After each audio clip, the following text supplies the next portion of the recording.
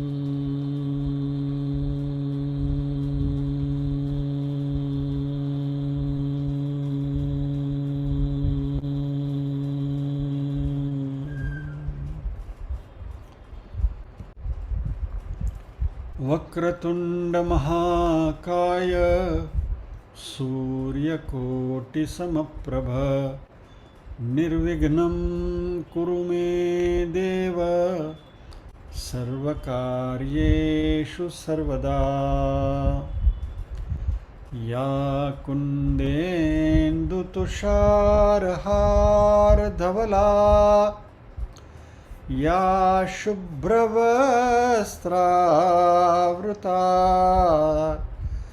या वीणावरदण्डमण्डितकरा या श्वेतपद्मासना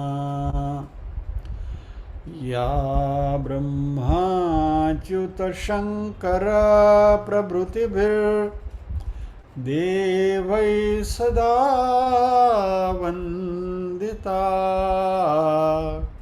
सा मां पातु सरस्वती भगवती निःशेषजाड्यापहा।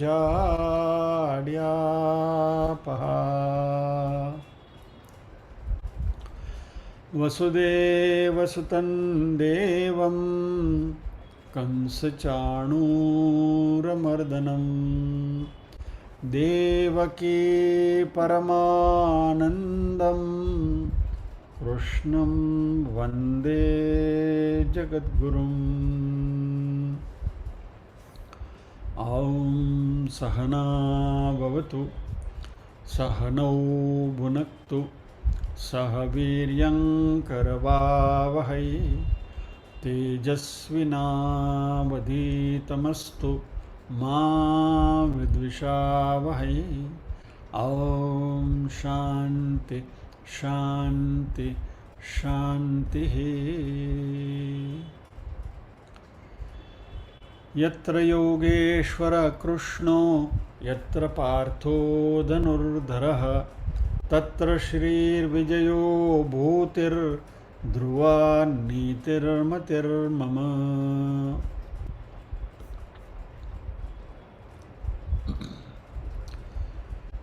नीरूबेन से अनुरोध करेंगे छठे अध्याय के 8वें श्लोक तक पारायण करेंगे।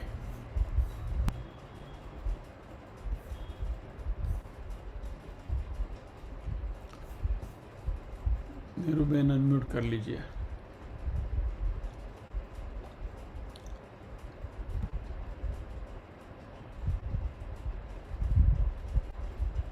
ओम श्री परमात्मने नमः। आत्म संयम योगो नाम अथ षष्ठोऽध्यायः। श्री भगवानुवाच अनाश्रितः कर्मफलं कार्यं कर्म करोति यः स सन्न्यासी च योगी च न निरग्निर्न चाक्रियः यं सन्न्यासमिति प्राहुर्योगं तं विद्धि पाण्डव। न ह्यसन्न्यस्तसङ्कल्पो योगी भवति कश्चन। आरुरुक्षोर्मुनेर्योगं कर्म कारणमुच्यते। योगारूढस्य तस्यैव शमः कारणमुच्यते। यदा हिनेन्द्रियार्थेषु न कर्मष्वनुषज्यते सर्वसङ्कल्पसन्न्यासी योगारूढस्तदुच्यते।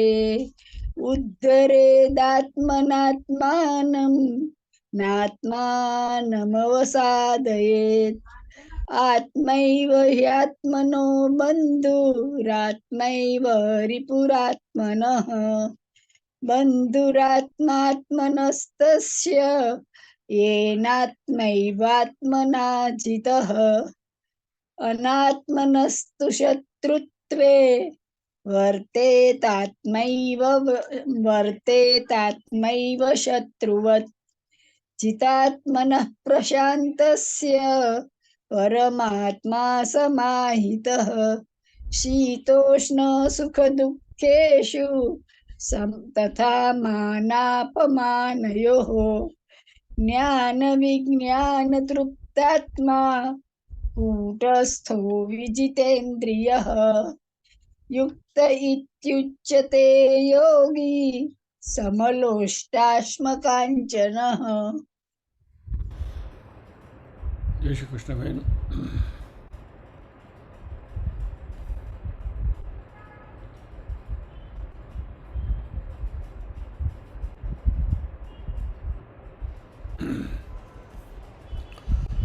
ज्ञान विज्ञान तृप्तात्मा कूटस्थो विजितेन्द्रियः युक्त इत्युच्यते योगी समलोष्टाश्मकाञ्चनः।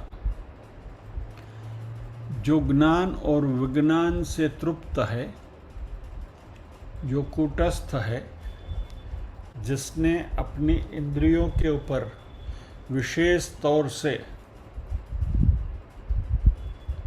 कंट्रोल पाया है, और जो मिट्टी का ढेला, पत्थर और सुवर्ण को समान तरीके से देखते हैं, वैसे योगी को युक्त ऐसा कहा गया है, या तो वो भगवान से जुड़ा हुआ है ऐसा कहा गया है।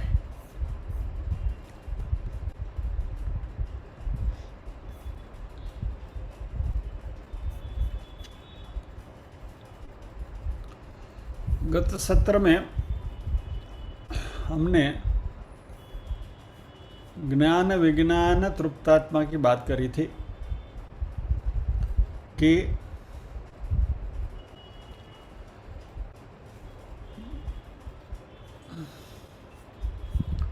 ज्ञान यानी कि जानकारी।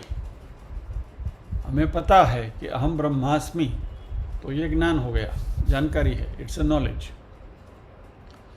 विज्ञान इज विजडम, यानी वो जानकारी जब अनुभूति में परिणमित होती है, अहम ब्रह्मास्मि की जानकारी है, और उसी की अनुभूति होना कि मैं भी ब्रह्म का स्वरूप हूँ, और उसकी अनुभूति होना, यह विज्ञान है। और ज्ञान और विज्ञान जिनके पास है वह तृप्त है, क्योंकि उस व्यक्ति को मालूम है कि वह ब्रह्म के समान है, इसलिए उसको कुछ नहीं चाहिए, उनकी कोई इच्छा नहीं है। There are no desires, no needs. और संजाता अलम प्रत्यय इस तृप्त, ऐसी बात हमने करी थी।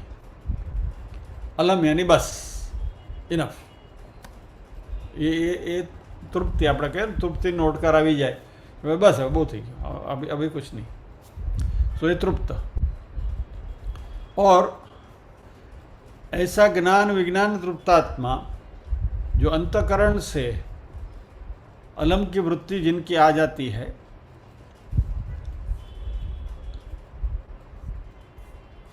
वही कूटस्थ बन सकता है। और कूटस्थ की हमने बात करी थी, एरण की बात करी थी कि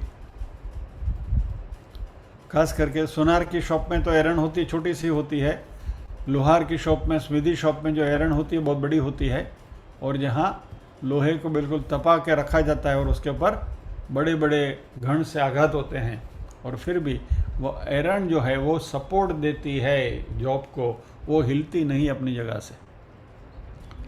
और ये जो कुटस्थ है वो इस तरीके से एरण के जैसी शक्ति का, स्ट्रेंथ का, स्टेबिलिटी का प्रतीक है कि जो व्यक्ति कुटस्थ है, ज्ञान विज्ञान तृप्तात्मा, यानी कि मैं ब्रह्म हूँ, ये ब्रह्म की अनुभूति में जिसने अपने आप को बिल्कुल स्टेबल कर लिया है, वही व्यक्ति एरण की तरह दूसरों को सपोर्ट देकर उसको भी शेप देने में मदद रूप बन सकता है। और इसमें हमने बात करी थी कि हमारी सही शक्ति जो है वो हमारे सौहार्द में है, दैट इज़ अवर जेंटलनेस, और हमारी करुणा, कंपेशन में है। और कंपेशन, करुणा, यानी कि हमारे पास जो भी रिसोर्सेस हैं उन रिसोर्सेस को दूसरों के भलाई के लिए उपलब्ध कराने की हमारी क्षमता और हमारी तैयारी, रेडीनेस। और साथ साथ जाते जाते हमने ये भी बात करी थी कि ऐसा व्यक्ति जो कुटस्थ होता है वह ढीला पोचा नहीं हो सकता है, यानी कि कंपेशन यानी वेला वेड़ा नहीं। किसी का दुख आ गया और किसी ने आपके पास अपनी आपबीती करनी शुरू कर दी, तो उसके साथ वो जितना रो रहा है उससे डबल मैं रोने लगूं, तो उसको कुटस्थ नहीं कहते हैं। ये जो सिंपैथी है ना, सिंपैथी बिकम्स काउंटर प्रोडक्टिव। क्या?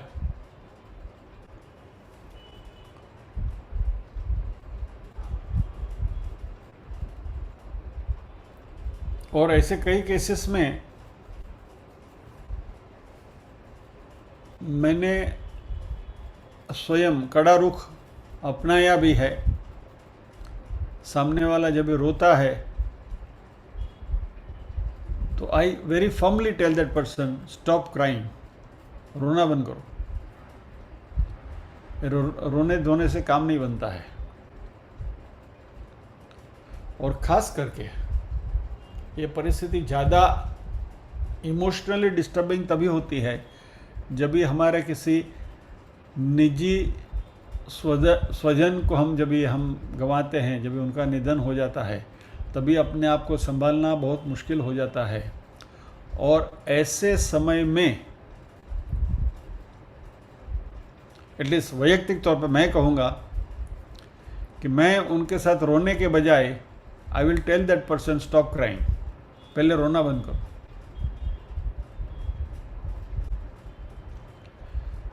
सो many times people tell me कि भाई तुम इतने रुक्ष क्यों हो, इमोशनलेस हो, તમારામાં તો કે લાગણી જેવું કંઈ છે જ નહીં, वगैरह वगैरह। ऐसे बहुत सारे इल्ज़ाम मेरे पर लगते हैं, लगते रहते हैं। बट कूटस्थ का लक्षण ही यह है कि पहले जब तक हम स्वयं स्टेबल नहीं हैं तब तक हम दूसरों को सपोर्ट नहीं दे सकते। और हमारी जो सो कॉल्ड दिखावे की जो रुक्षता है वह हमारी अंदर की रुक्षता नहीं है।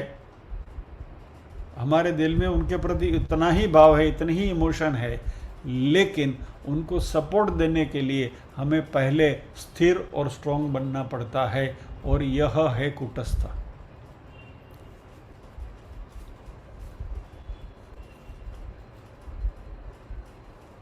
शायद ये इंसिडेंस मैंने आपको बताया भी है, बहुत समय पहले की बात है, जब तभी तो अपनी उम्र भी वैसे तो कच्ची थी, और एक कुटस्थ बुटस्थ का कुछ, भगवत गीता का कुछ तभी अक्ल नहीं थी, बट फिर भी वो थोड़ा बहुत ये जो संस्कार जो है वो थे।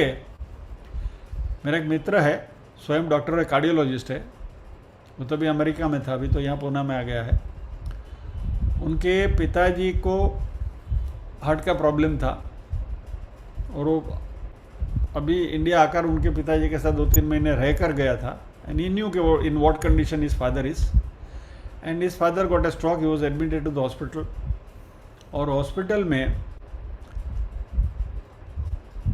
थोड़ा सिचुएशन थोड़ी क्रिटिकल भी हो गई और डॉक्टर आ गए थे और कार्डियोलॉजिस्ट आए थे और उन्होंने जो भी ट्रीटमेंट देनी थी वो देना शुरू किया। उसी समय पर मेरे दोस्त का अमेरिका से फ़ोन आना हॉस्पिटल में। It was a coincidence. और वो डॉक्टर वो पंपिंग वगैरह कर रहे थे। तो पहले मेरे एक मित्र है, उसने उसके साथ फ़ोन पर बात करी। हाँ सब कुछ ठीक है, हो जाएगा, doctor is attending to him, ये है वो है, don't worry, everything is fine. Then I took the phone to talk to him. मैंने बोला देख अरुण, फादर की कंडीशन ये है, doctor is giving this treatment और डॉक्टर कहते हैं कि everything will be fine, but this is the situation. वो समझ गया। ही टोल्ड मी कि I know my father is collapsing and late us pray for him करके उसने फ़ोन रख दिया।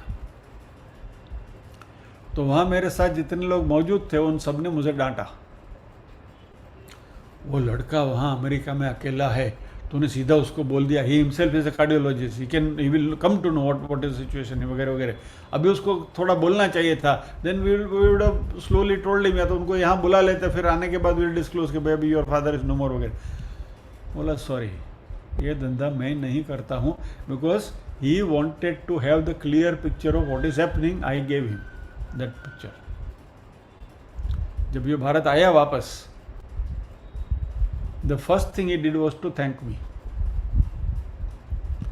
कि तुमने फ़ोन पर जो मुझे रियल सिचुएशन बताई, I am thankful to you, because of that at his last moment I could pray for him.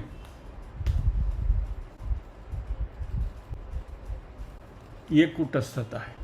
तभी अक्ल नहीं थी कि इसको कुटस्थ बोलते हैं, लेकिन ये जो बिहेवियर जो है ये कुटस्थ के बिहेवियर है। यानी कि ऐसी क्रिटिकल, इमोशनली क्रिटिकल मोमेंट पर सिचुएशन को सही तरीके से भांप कर उसके ऊपर अमल करना,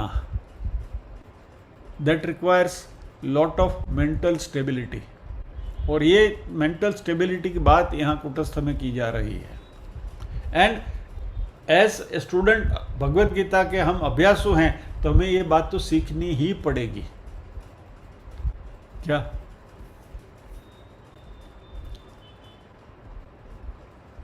मैं कल की ही बात करूं, हमारे साध्य अग्रवाल जी, उनका कल देहांत हो गया, हमारे ऊपर ही रहते हैं। तो उनका जो अटेंडेंट था उनको बोल के रखा था, भाई ऐसी कोई भी क्रिटिकल सिचुएशन है तो मुझे बुला लेना। तो वो दौड़ के आया मेरे पास, कहा जल्दी चलिए। गया मैं, घर वाले खड़े थे, बोले ज़रा देखिए तो पापा जी कैसे। मैंने उनकी पल्स पकड़ी, शरीर ठंडा था, देयर वाज नो पल्स। मैं बोला गए, is no more, let's pray for him. अभी एट दैट मोमेंट यू करो नहीं सब ठीक हो जाएगा, चलो देखते हैं, डॉक्टर को बुलाते हैं, हाँ हूँ, nothing doing, he is no more, let us pray for him. इससे कुछ नहीं होता है। You are in control of the situation, और आप उस सिचुएशन को इस तरीके से भी संभाल सकते हैं। बाकी वेवला वेड़ा करिए ना वो, तभी उनके साथ तुम भी रोने लगो, it doesn't work. I mean at least ये मैं नहीं कहता हूँ, जिन्होंने भी ये कमेंट्री लिखी है कुटस्थ के ऊपर, उनके विचार ही मैं आपको परोस रहा हूँ, और उसके साथ जो मेरे अनुभव है वो मैं उसके साथ जोड़ रहा हूँ, जस्ट टू उसकी पूर्ति करने के लिए। लेकिन कुटस्थ यानी कंपेशन, करुणा जिसको हम कहते हैं, that karuna, there is a strength lying behind it. Karuna is not just being emotional, is not karuna. और इस बात को थोड़ा आध्यात्मिक लेवल पर और भी ऊपर के लेवल पर इंटीग्रेट करें तो परमात्मा के पास तो एक ही गुण है करुणा का। करुणा निधान कहते हैं ना, करुणा के सागर बोलते हैं ना उनको। तो परमात्मा में भी ये करुणा के साथ साथ ये कूटस्थ का लक्षण है, क्योंकि संसार में जितने भी लोग हैं सारे के सारे उनका ही स्वरूप है। ममैवांशो जीवलोके जीवभूत सनातन, तो सभी उन्हीं के अंश है। उनकी तो दृष्टि सभी के ऊपर समान है। उसमें सभी अपने अपने कर्मों के हिसाब से अपना अपना प्रारब्ध भुगत रहे हैं, और वो कूटस्थ बनकर देख रहा है सबको। अभी सोचिए कि भगवान विवला वेड़ा करवा बैसे तो शू थाय एनु?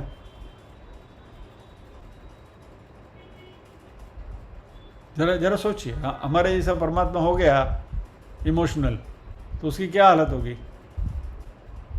कहने का तात्पर्य यह है कि कूटस्थता ये इनर स्ट्रेंथ की निशानी है, अंदरूनी शक्ति की निशानी है, नहीं कि इमोशनलेसनेस की, संवेदनहीनता की निशानी नहीं है। संवेदनशीलता भरपूर है, लेकिन इसके साथ साथ अंदरूनी शक्ति भी होनी चाहिए। अभी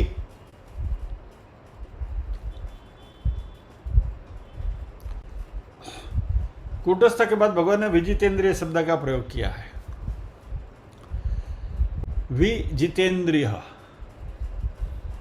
जित इंद्रिय, जिसने इंद्रियों के ऊपर विजय प्राप्त किया है, और विजितेंद्रिय वि विशेष तरीके से। अब ये विशेष तरीके से क्या है?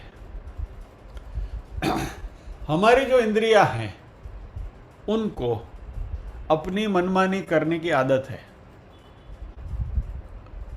और हमारी इंद्रियों को उनकी मनमानी करने से रोकने के लिए हमारे में एक प्रबल दृढ़ता होनी चाहिए। वी शुड हैव दैट स्टेटफास्टनेस कि भाई नहीं। तो फॉर एग्जाम्पल, उदाहरण के तौर पर, आंख कहेगी कि चलो भाई मुझे तो ये देखना है, ये दिखाओ। या तो कान कहेंगे कि ये भगवत गीता और वेदांत सुन सुन के अभी कान पक गए हैं, चलो और कुछ सुनते हैं। क्या मुन्नी बदनाम हुए सुनते हैं? तो कान का तो उसकी डिमांड है। क्या अभी मान लीजिए कि sorry, in a very lighter sense मैं कहता हूँ, अभी यहाँ हम ध्यान योग की बात कर रहे हैं, बराबर है? तो ध्यान योग में हमें स्थिर बैठना चाहिए। अभी आने वाले हैं श्लोकों, क्या कैसे बैठना है वगैरह। तो ध्यान योग में स्थिर बैठना है, रीढ़ की हड्डी सीधी होनी चाहिए, और तभी आपको, मान लीजिए कि मुझे यहाँ खुजाने की इच्छा हो गई, बराबर? तो स्पर्शेंद्रिय बोलेगी चलो भाई खुजा लो।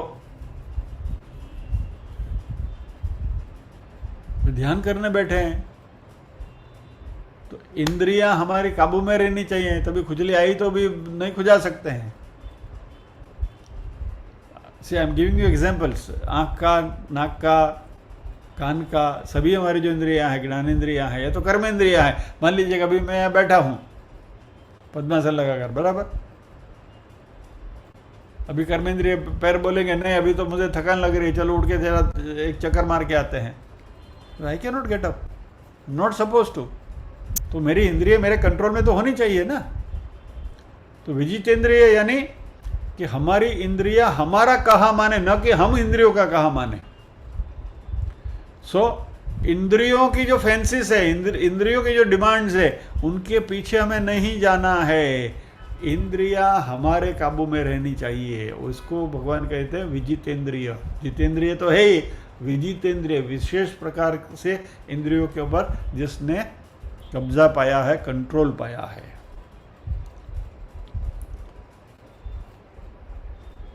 तो हम जो करना चाहते हैं हमारे मन से, हमारी विवेक बुद्धि से, वही हम करेंगे, न कि हमारी इंद्रियां खींचकर हमें जहां ले जाती है हम वहां जाएंगे।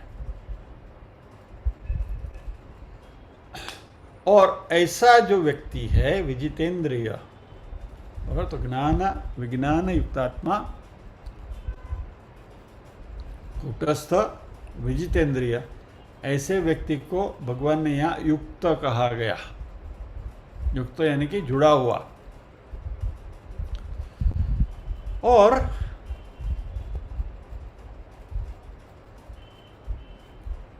इसमें एक मजेदार बात होती है कि अभी तक ये सब गुण विकसित करने के लिए हमें प्रयत्न करना पड़ता था, यानी कि ये हमारे लिए साधना थी। बराबर? श्लोक क्या है? ज्ञान विज्ञान तृप्तात्मा कूटस्थ विजितेंद्रिय। बराबर? तो ज्ञान विज्ञान से तृप्त होना, यानी ये तृप्ति की अनुभूति करने के लिए ये पूरी जो प्रोसेस है, ये हमारी अभी तक हमारी साधना थी। इस तरीके से हम हमारे माइंड को ट्रेन करते थे, हमारे मन को हम विकसित करते थे।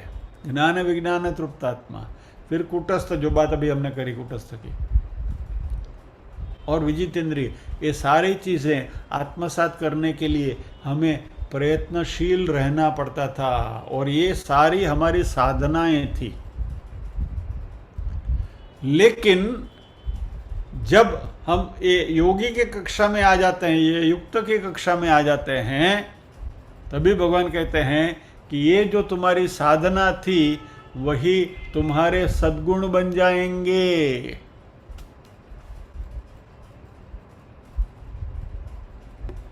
जो एफर्ट्स थे, the efforts become your virtues now. साधना जो हम करते थे वही हमारे सद्गुण बन गए अभी। तो अभी क्या? ज्ञान विज्ञान तृप्तात्मा, अभी कोई डिजायर ही नहीं है, डिजायरलेसनेस, कुछ नहीं चाहिए। अलम, बहुत हो गया, बहुत नाचो गोपाल। फिर कूटस्थ, यानी अंदर से इतने स्ट्रांग कि आप दूसरों को सपोर्ट दे सको। ये स्ट्रेंथ हमारे में है, इतनी स्ट्रेंथ हमें डेवलप करनी है, शक्ति हमें, अंदरूनी शक्ति डेवलप करनी है, ये कूटस्थ। और विजितेंद्रिय, इंद्रियां तो हमारे कंट्रोल में ही होनी चाहिए।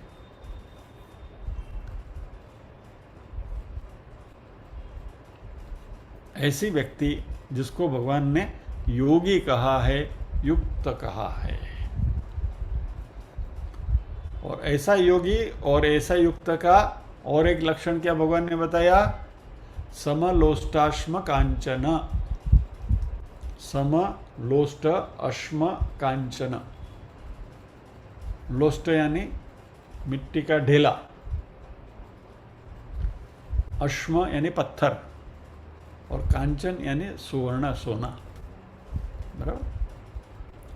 तो मिट्टी का ढेला, फिर पत्थर, और मान लीजिए कि सोने की ईंट, तीन चीजें। और ऐसा व्यक्ति के लिए तीनों चीज समान है, ऐसा भगवान कहते हैं। अभी हमारे भौतिक लेवल से आप देखेंगे तो ऐसा व्यक्ति को आप मूर्ख ही कहोगे कि स्टूपिड। भला कोई सोना और पत्थर के ढेले को समान कोई कैसे समझेगा? यानी क्या घर में सोने की ईंट पड़ी है, उसको आप रास्ते में फेंक दो, और बाहर पड़ा पत्थर का ढेला है या तो पत्थर है, उसको लाके तिजोरी में रखोगे? Are you that kind of a fool? ऐसे स्टूपिड है आप? नहीं। व्यवहारिक तौर पर हम स्टूपिड नहीं है। व्यवहारिक तौर पर हमें मालूम है सुवर्ण सुवर्ण क्या है, पत्थर पत्थर है, और मिट्टी मिट्टी का ढेला ही है। यानी उनके जो फिजिकल भौतिक जो गुणधर्म है उसके बारे में हम सुपरिचित हैं, we are aware of it कि क्या है। लेकिन अभी यहां आध्यात्मिक एंगल शुरू होता है कि जीवन में जगने के लिए हमें किसी का सहारा चाहिए। यहां वस्तुओं के सहारे की बात हो रही है। किसके लिए? सलामती के लिए। We are seeking security. जरा इस बात को गौर से एनालिसिस करना। हम इन सारी चीज़ों के ऊपर अवलंबित क्यों हैं? Because we want to feel secure. हम घर में क्यों रहते हैं? अच्छे घर में क्यों रहते हैं? ताकि हमें सलामती महसूस हो। वी शुड फील सिक्योर कि भाई चलो सब कुछ ठीक है, नो प्रॉब्लम।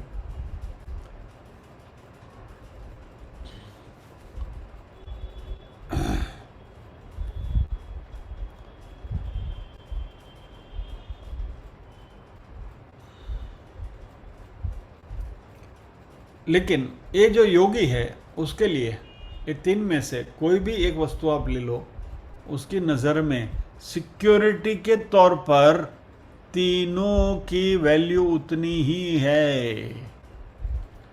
हमारे लिए भौतिक दृष्टि से हम देखें, सांसारिक दृष्टि से हम देखें तो we are more secure with gold, बराबर। हमारे पास सोना होगा तो हमें ज़्यादा शांति रहती है कि चल ना वी आर मोर कितना सोना पड़ा है घर में, 2 किलो 5 किलो 10 किलो, कोई वादा नहीं, काश हो जाए इतना सोना घर में। नहीं तो उससे लेस सिक्योर क्या है? पत्थर। चलो अच्छा घर है, पक्का घर है, 3 बेडरूम का बढ़िया घर है, अच्छा है, या तो रो हाउस है, ये है, यानी पत्थर में सिक्योरिटी महसूस करते हैं। और लीस्ट सिक्योर क्या है? पत्थर। अरे अपना मट्टी का डेपा। किसान है जो हो, मान लीजिए कि अपने खेत में है मिट्टी के बीच में, तो ये जो फिजिकल सिक्योरिटी की बात हम करते हैं उसमें ये जो सलामती का जो भाव है वह तीनों चीज़ों में अलग अलग है। मिट्टी में जो सलामती है उससे ज़्यादा सलामती पत्थर में है, और उससे ज़्यादा सलामती हम सुवर्ण में महसूस करते हैं। लेकिन ये जो योगी है उसके लिए अवलंबन के लिए तीनों तरीके हैं।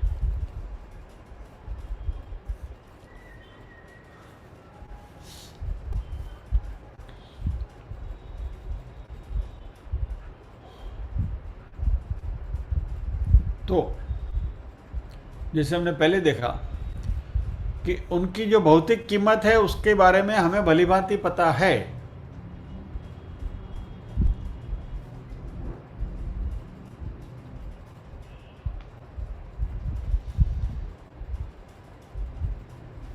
ऑलराइट ना। चलिए एक उदाहरण से इस बात को समझेंगे, अच्छी तरह से समझने की कोशिश करते हैं।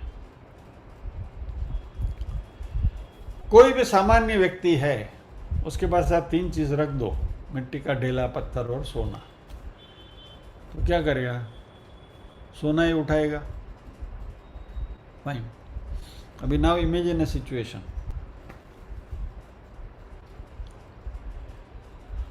आपके पास एक बैग भर के सोने के बिस्किट है, बराबर, और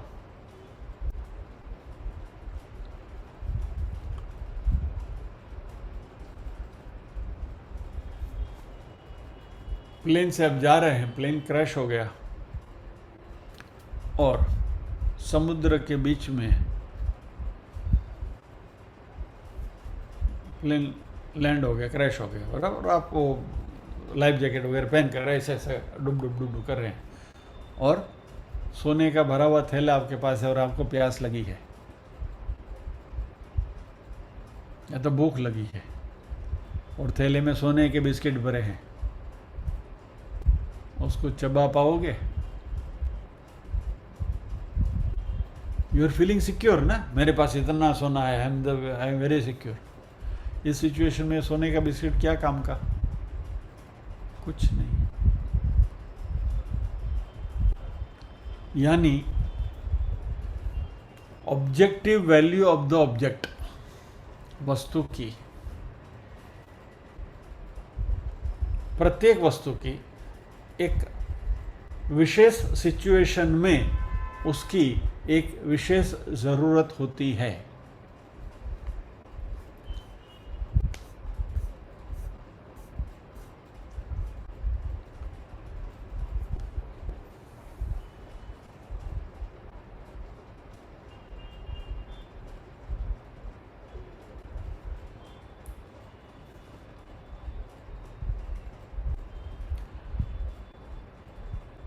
ये बात मैं आपको इतनी क्लैरिटी के साथ इसलिए कह रहा हूँ, ऐसे सिचुएशन में मेरे पिताजी थे, एंड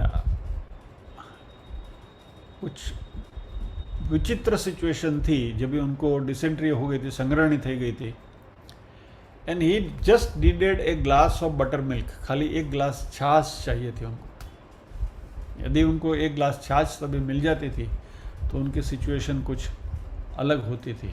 बट उस समय वो क्रिटिकल मोमेंट पर उनको एक ग्लास छाछ नहीं मिली और फिर इसका इतना क्रिटिकल कॉम्प्लिकेशन डेवलप हुआ, finally to come to Mumbai, वहाँ उनका ऑपरेशन हुआ, operation was not successful and we lost him.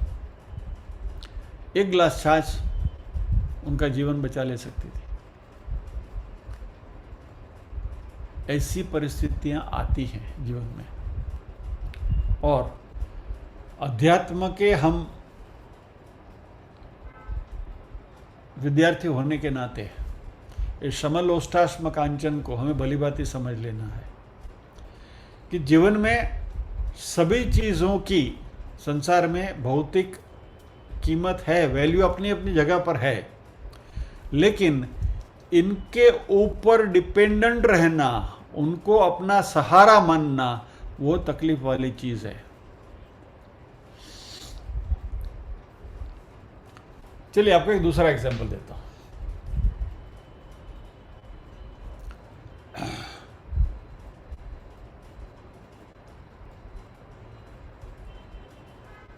आप बंबई से अपने गांव गए और गांव में आपका घर है पुराना, उस घर का ताला आपने खोला और घर में आपने प्रवेश किया, और फिर वहाँ आप बैठे हैं या तो सो रहे हैं मान लीजिए, और आपके पास बैग में कुछ 10 तोला सोना है, बराबर है?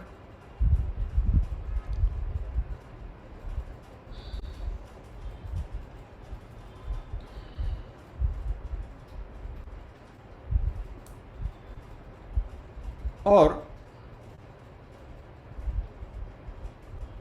आप उस सोने को संभाले हुए वहाँ उसको गार्ड कर रहे हैं, सो रहे हैं या तो व्हाटएवर, और जो ताला आपने खोला है उसका वजन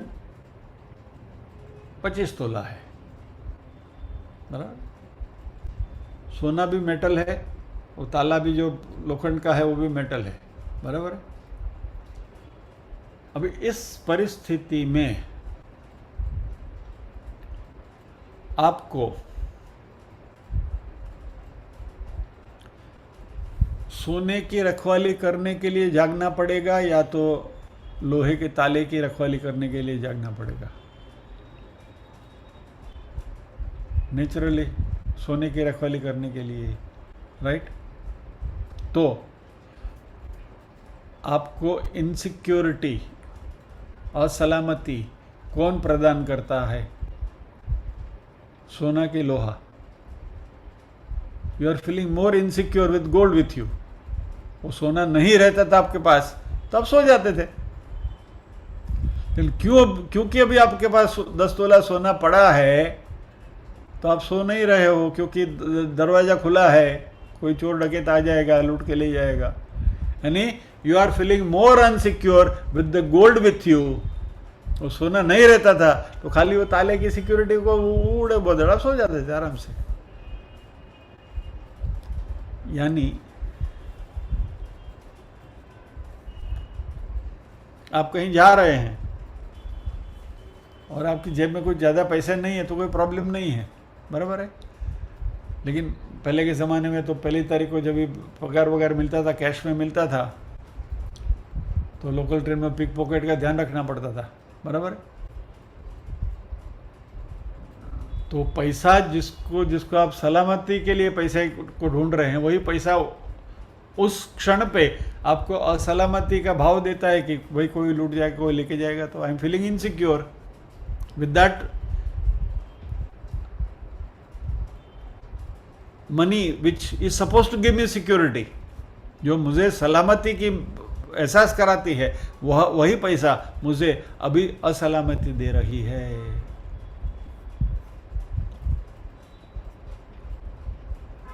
मुझे याद है मेरे एक मित्र की गोरेगांव में फैक्ट्री थी। वहाँ एक बार हम बैठे थे, एक चाचा ये मिलने के लिए, ओल्ड मैन। आ काका लोगों છે ને બધા બહુ they are very shrewd and very smart। वो एक थैली, कपड़े की थैली लाए थे वो वहाँ रखी, उन्होंने बैठे कुछ बातचीत करी और फिर बोले मैं ज़रा थोड़ा काम है निपटा के आता हूँ, और थैले ऐसे छोड़ के चले गए। और फिर 2-3 घंटे के बाद उनका अपना काम निपटा कर वापस आ गए और फिर वो थैली अपनी लेकर चलते बने। लेकिन जाते जाते उन्होंने एक बात करी कि थैली में यहाँ इसलिए छोड़ के गया था कि इसके अंदर 5 लाख रुपए हैं। ऐसे ही छोड़ के चले गए अनअटेंडेड। नोबडी वाज अवेयर कि इसके अंदर क्या है, बट यदि वो थैली अपने साथ लेकर जाते थे जहां उनको जाना था, तो वहां वो वुड हैव फेल्ट इनसिक्योर, क्योंकि भाई वहां फिर जेब कटने का, तो थैली में से किसी को चोर उचे को उठा लेके जाने का भी। और दूसरा क्या होता है कि जब भी जो चीज़ को हम छुपाना चाहते हैं ना, वो पहले प्रकट होती है। आपकी जेब में थोड़ा ज़्यादा पैसा है तो मोर के कोई हाथ, और वो पिक पॉकेट को मालूम होता है कि इसके पास पैसा है। They are more intelligent than us. कहने का तात्पर्य यह है कि सारी चीज़ें जो हमें तथाकथित सिक्योरिटी प्रदान करती हैं, लेकिन वही चीज़ें हमें इनसिक्योरिटी भी देती हैं। प्रॉपर्टीज़ के जब भी सौदे होते हैं ना, तो जो पहले तो कैश में वो ट्रांजैक्शंस होते थे, तभी 20 लाख 30 लाख रुपए वगैरह कैश में जाते थे। वो कैश का आधा वो जाता, आई हैव सीन इट, कैसे ले जाते हैं। वो फरसान वाले होते हैं ना, लिटरली वो तेल वाले कपड़े, फरसान वाले के जो कपड़े ना, वो हल्दी का दाग ये है वो सब पहना हुआ है, हाथ में वही फरसान का डब्बा है, नीचे रुपया है और ऊपर गांठिया का पड़ी का है, और ऐसा कंधे पे लेकर जा रहा है। 30 लाख रुपया उठा के जा रहा है, किसी को मालूम भी नहीं पड़ेगा अरे फरसान वालों से। लेकिन वो सोफिस्टिकेटेड बैग में लॉक वॉक लगा कर लेकर जाए तो इमीडिएटली पता चलेगा कि भाई इसमें कुछ गड़बड़ है, माल है इसमें। कहने का तात्पर्य क्या है कि you feel more insecure at times even with the same money which is giving you the feeling of security. जो पैसा हमें सलामती का एहसास कराता है, वही पैसा हमें असलामत भी कर देता है। यानी पैसे की एक ऑब्जेक्टिव वैल्यू है।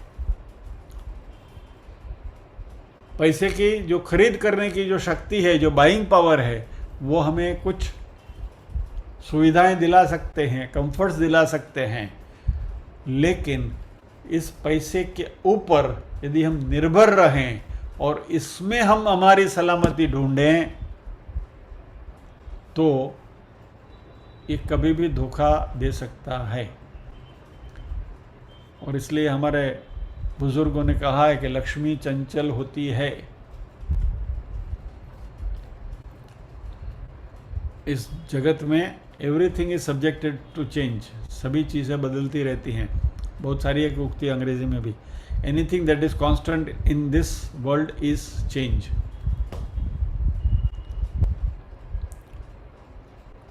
लेकिन ये सब में जो नहीं बदलने वाला है वह मैं, यानी कि मेरी चेतना, माई कॉन्शियसनेस, मेरा चैतन्य, वह अपनी जगह पर कायम है। और उस न हिलने वाले, न डिगने वाली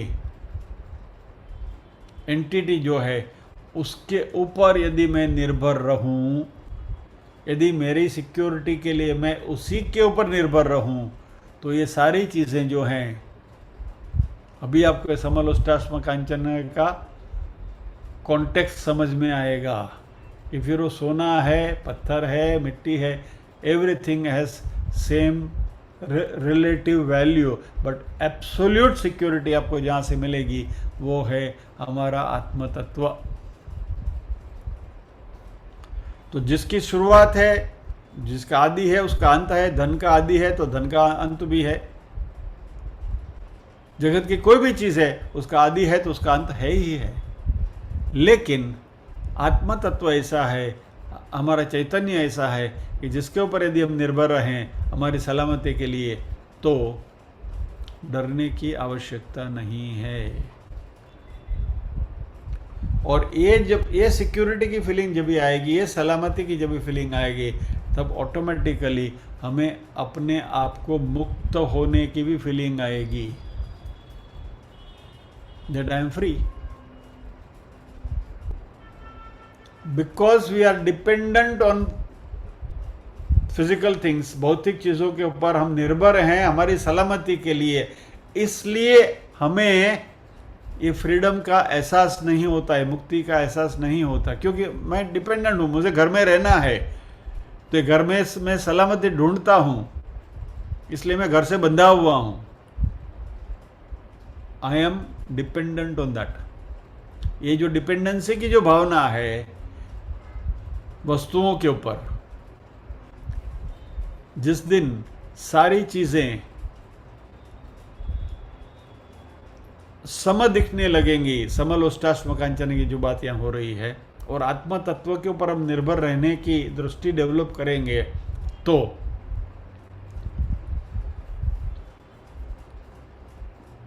जगत में जो भी कुछ है उसके ऊपर हम ही अपना ख्याल आरोपित करते हैं। We are projecting our mind on to it.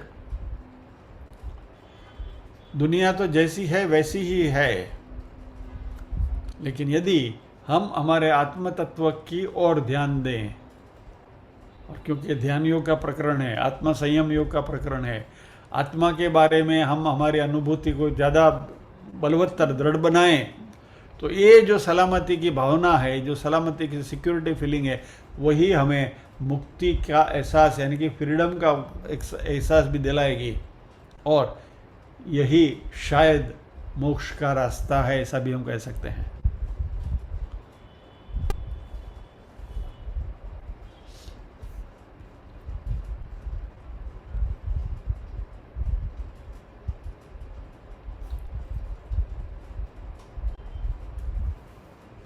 आत्म तत्व चैतन्य जो है वह इनफाइनाइट है।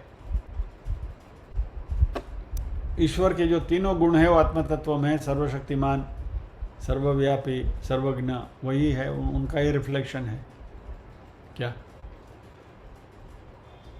और इसको हम प्रयत्न से प्राप्त नहीं कर सकते, वो है अपनी जगह पर, इट इज़ देयर, इसलिए उसको सत कहा गया है। सत यानी होना, वो है, लेकिन वो है उसका एहसास होना चाहिए।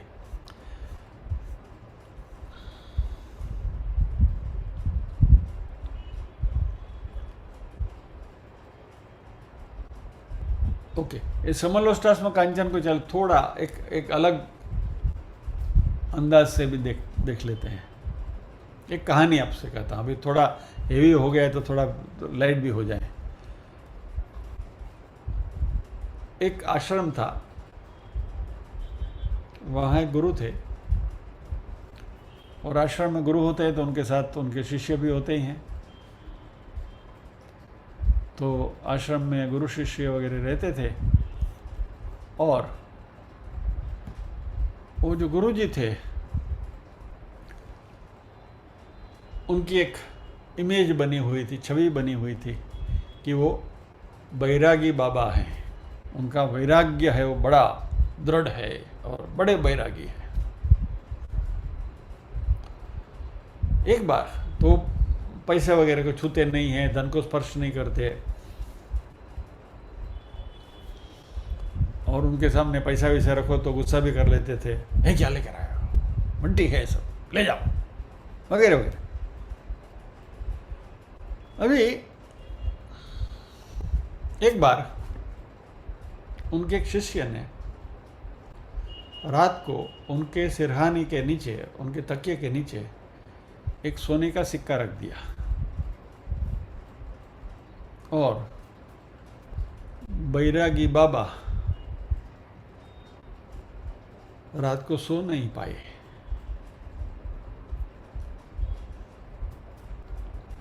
फिर शिष्य ने देखा कि गुरुजी करवट बदल रहे हैं, सो नहीं पा रहे हैं। तो फिर आधी रात को शिष्य ने गुरुजी को क्षमा याचना करी, उनको वंदन किया, और फिर उनके सिरहाने के नीचे से वो सिक्का ले लिया, और फिर गुरुजी सो गए गहरी निद्रा में।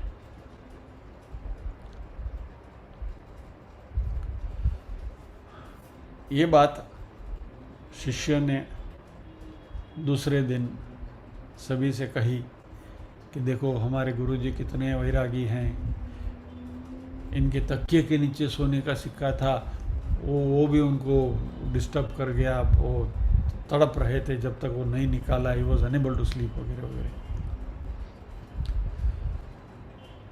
अभी इसमें शिष्य ने गुरुजी का गौरव किया या गुरुजी की भत्सना करी, जरा सोचिए।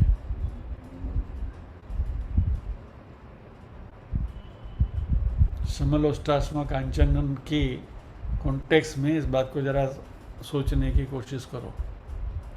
इसमें गुरुजी के वैराग्य ना वखाणता કે ગુરુજીના વૈરાગ્યને ઉપર આમ જોઈએ તો કટાક્ષ है। सी यदि गुरुजी वैरागी ही हैं तो उनके सराहने के नीचे पर सोने का सिक्का है या तो सांप पड़ा है, he will not be bothered, उनको कोई फिक्र नहीं पड़े, वो जैसे लेटे सो गए। सोने का सिक्का गुरुजी को डिस्टर्ब कर रहा था, उसका अर्थ ये है कि अभी भी उनके मन में सोने की कीमत सोना ही है। तो ये अलम वाली तृप्ति वाली बात कहाँ आई? भले आप सोना नहीं, आपको नहीं लेते हैं, आप उसका स्पर्श नहीं करते हैं, बट फिर भी आपके लिए तो वही है। तो कभी कभी क्या होता है कि अनजाने में शिष्य लोग गुरुजी की महिमा मंडन करने के बजाय महिमा खंडन कर बैठते हैं। मेरे गुरु इतने बड़े वैरागी हैं कि उनके तकिए के नीचे सोने का सिक्का रखा तो सो नहीं पा रहे थे। वे इसी सेंटेंस को मैं आपको अलग तरीके से बताऊं, मेरे गुरुजी इतने बड़े वैरागी हैं, उनके तकिए के नीचे सोने का सिक्का रखा, वो सो नहीं पा रहे थे, सोना है नीचे। तो ये महिमा मंडन नहीं है, महिमा खंडन है।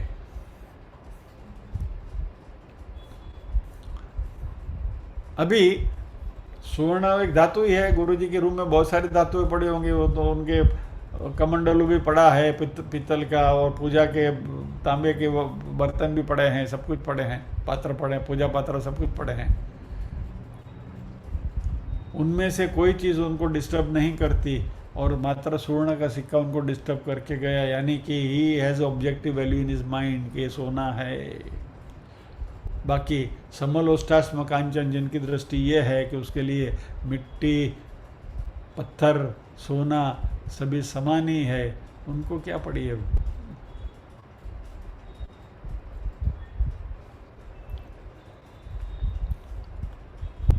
तो इसमें प्रॉब्लम गुरु को है कि शिष्य को है?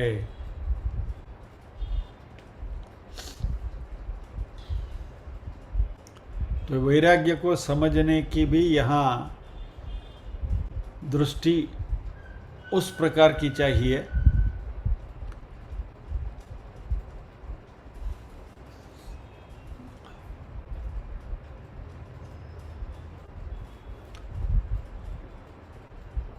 और यदि यह गुरुजी महात्मा हैं और यहाँ जो भगवान जो योगी की डेफिनेशन दे रहे हैं उस लेवल का योगी हैं, तो उनको कोई फर्क नहीं पड़ता, क्योंकि then he समलोष्टाश्म Kanchan.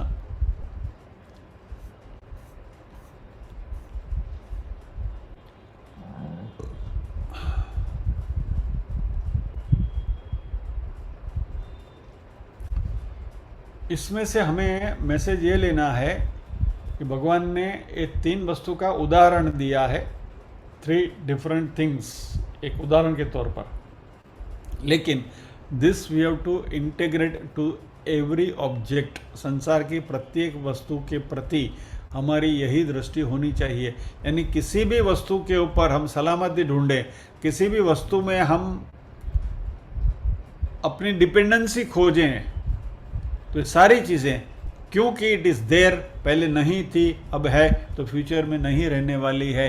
It is all temporary. और ऐसी टेम्पररी चीज़ों के ऊपर हम जो परमानेंट आत्मस्वरूप है, वह यदि अपना अस्तित्व उसमें ढूंढने की कोशिश करेगा, तो अपनी सलामती वहाँ ढूंढने की कोशिश करेगा, तो इससे बड़ी गलती कोई नहीं होगी। और इसको अभी आप और फर्दर सबलाइम करके एक ऊपरी एक छलांग लगाइए। संसार में सब कुछ ब्रह्म है, ब्रह्म सत्यम जगन मिथ्या। तो यदि सब कुछ ब्रह्म है क्या, तो सलामती ढूंढने का कोई सवाल ही नहीं है कि कौन किसको असलामती प्रदान करेगा, हु विल प्रोटेक्ट हुम। और ब्रह्मा को प्रोटेक्ट करना ही है तो अपने आप को भी प्रोटेक्ट कर लेगा, और वही मैं हूं तो मुझे प्रोटेक्ट करेगा। Why do I worry? यानी मुझे सलामती ही ढूंढनी है तो मैं वो ब्रह्म में ही ढूंढूं ना, कि जो मेरा आत्मस्वरूप है। I am safe, secure. और क्योंकि मैं सेफ हूँ, मैं सिक्योर हूँ, इसलिए मैं मुक्त हूँ, क्योंकि फिर मुझे कोई अवलंबन ही नहीं है। आई am free, and that is the state of मोक्ष।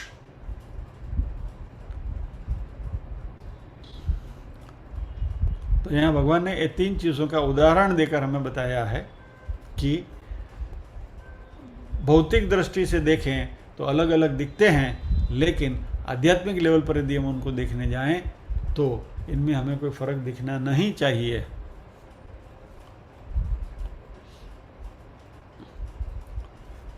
तो इस श्लोक में भगवान ने वस्तुओं में सलामती ढूंढने की जो हमारी दृष्टि है, उस दृष्टि के ऊपर भगवान ने लाल बत्ती दिखाई है कि dependency on this temporary things, वह हमारे दुख का कारण है। अभी वस्तु की बात हो गई, ऐसी कुछ बात व्यक्ति के बारे में भी करनी है। हम कहते हैं वस्तु व्यक्ति परिस्थिति, तो वस्तु के ऊपर हमें आप सलामती ढूंढनी है। वस्तु में सलामती नहीं ढूंढनी है, वैसे ही व्यक्तियों में भी हमें सलामती नहीं ढूंढनी है। रिलेशंस में भी we don't have to think of security. उसकी बात अगले श्लोक में 9वें श्लोक में आएगी। अगले शुक्रवार को आ जाना। हाँ, तो आज यहाँ विराम लेते हैं, प्रार्थना करेंगे।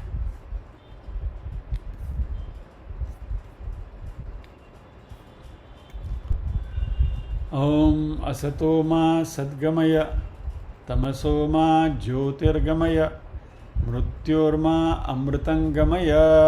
सर्वेषां स्वस्तिर्भवतु, सर्वेषां शान्तिर्भवतु, सर्वेषां मंगलं भवतु, सर्वेषां पूर्णं भवतु। लोका समस्ताः सुखिनो भवन्तु, लोका समस्ताः सुखिनो भवन्तु। नाहं कर्ता हरिः कर्ता, हरिः कर्ता हि केवलम्। ओम शांति शांति शांति। सभी के हृदय में विराजमान परम कृपालु परमात्मा को वंदन करते हुए आज के सत्र को विराम देते हैं। अगले शुक्रवार फिर मिलेंगे अगले श्लोक के साथ। जय श्री कृष्ण। एक मिनट, कुछ